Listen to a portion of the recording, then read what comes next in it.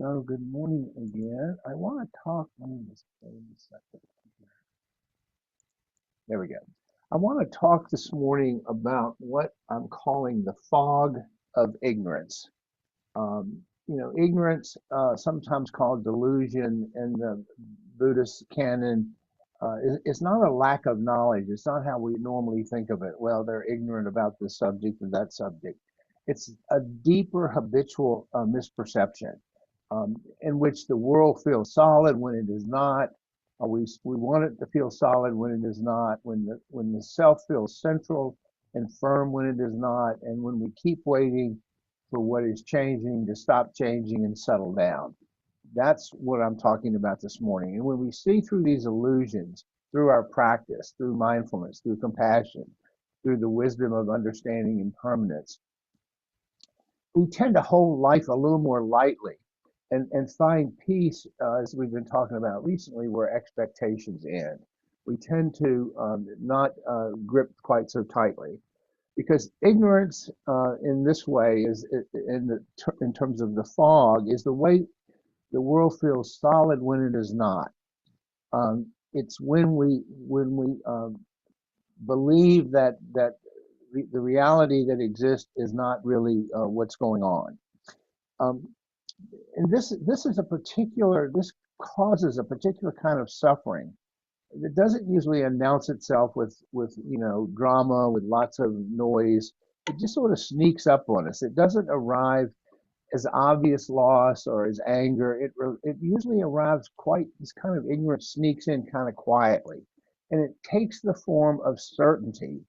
You know, as the comfortable, unexamined sense that the ground beneath our feet is firm when it is not. We see that with a certain degree of certainty, that we are the center of our story, that if we can just get the things in the right place, just get all the boxes checked, finally, life finally will settle into something stable and predictable and still.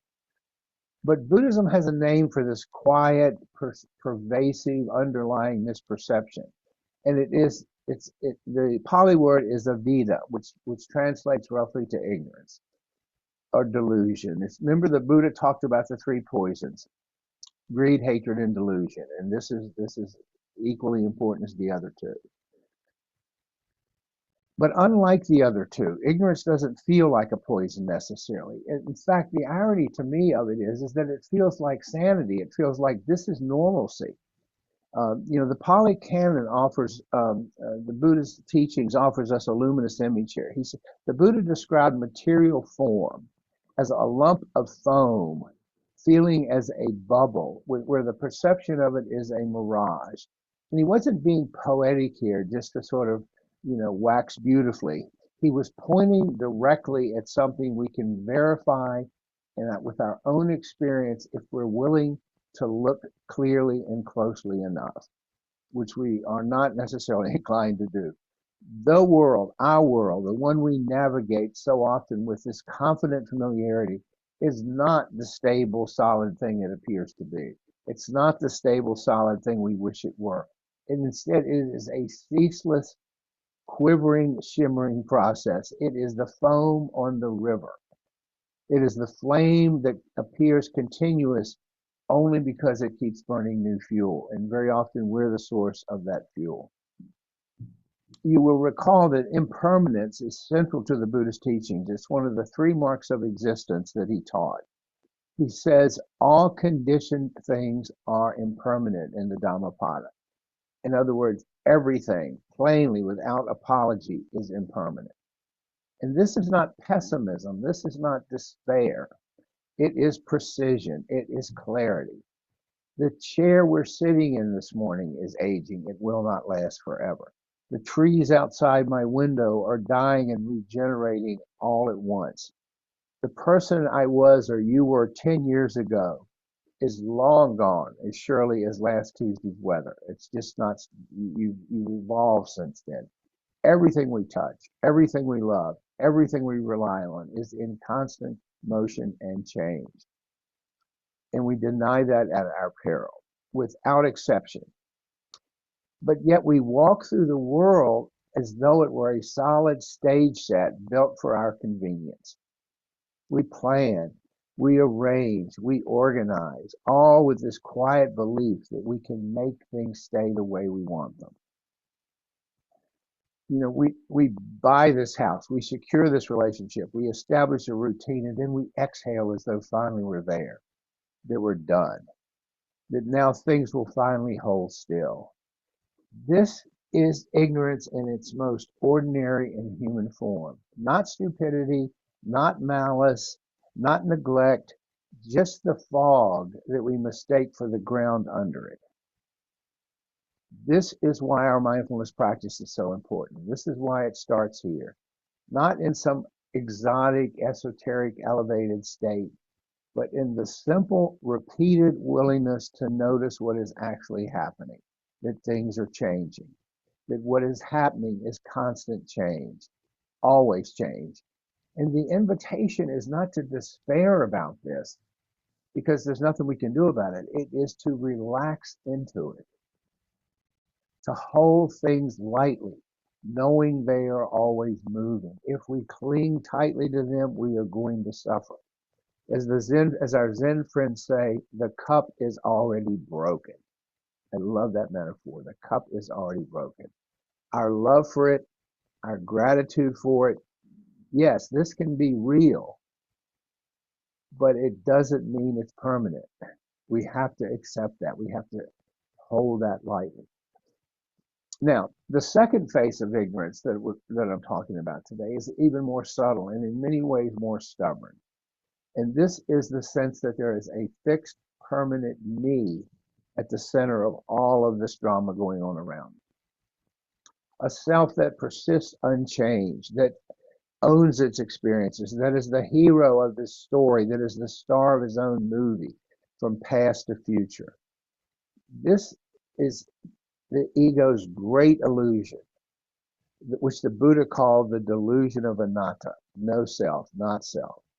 The failure to perceive anatta, or not self, is one of the earliest recording teachings of the Buddha, one of his earliest insights, and it really cuts to the heart of where we suffer.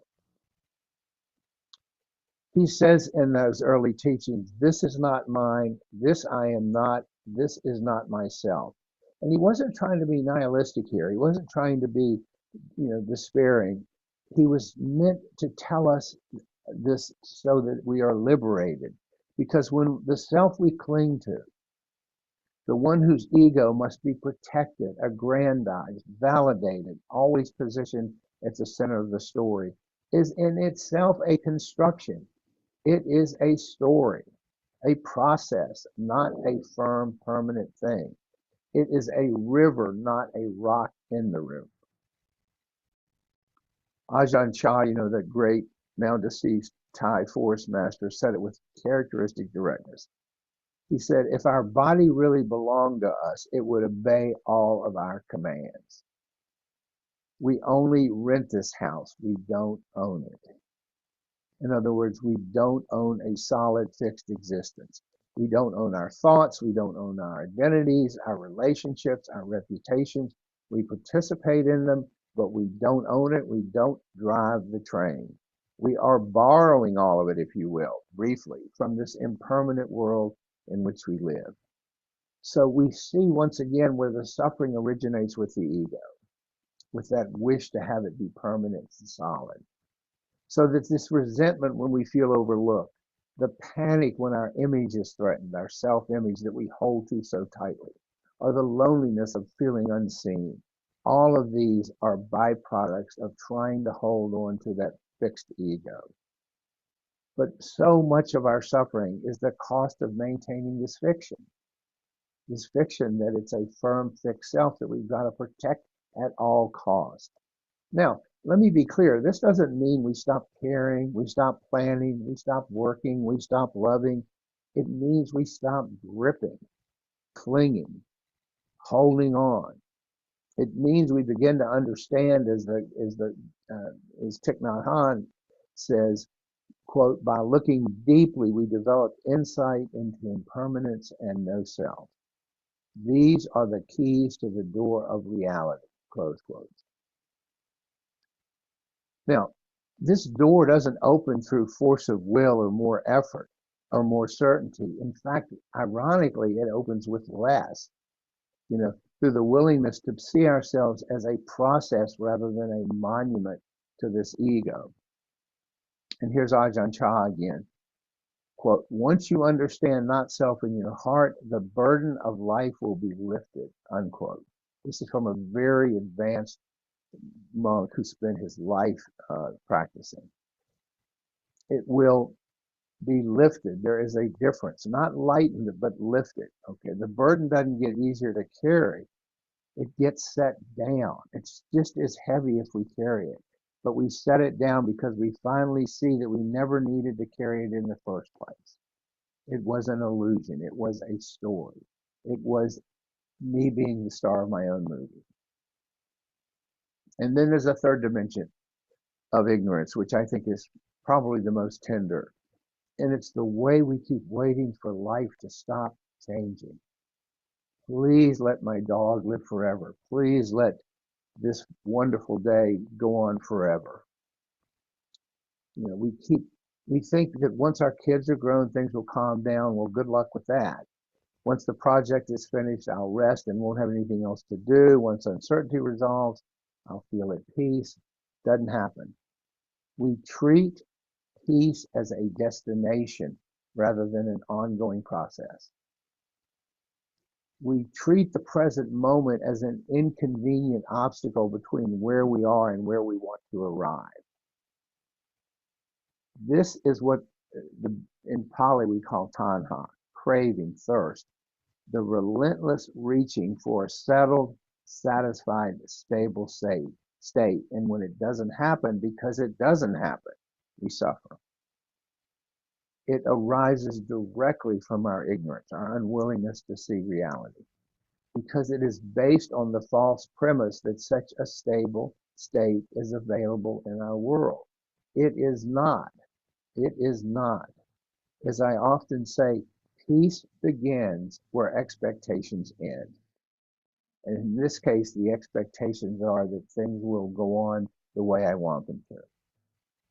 And I say this about peace and expectations, not because expectations are bad. We all have them. They are what they are. But we have to hold them lightly because they are about a future that is not guaranteed.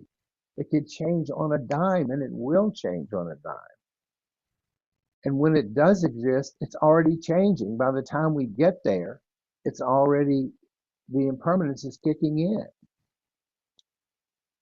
Dukkha, that Pali word often translated as suffering, it literally translates, and I always love this metaphor, as a wheel with a slightly off-center axle. Like the wheel is not quite straight and narrow, it's off-center. That's the literal translation of the word dukkha from the Pali. The wobble, the friction, the sense that something is not quite right. Dukkha is not these grand disappointments. Yes, it's that too. It's the sort of subtle day-to-day underlying hum of dissatisfaction. Things are not quite enough. Things are not quite right. Things are not quite settled. I'm supposed to be outside today. It's raining. Oh my gosh. But this wobble, this dukkha, is not a flaw in the universe. It's just the way the universe is. It is our response to impermanence when we have not yet accepted impermanence. Let me say that again. The wobble is our response to the impermanence when we have not yet accepted it.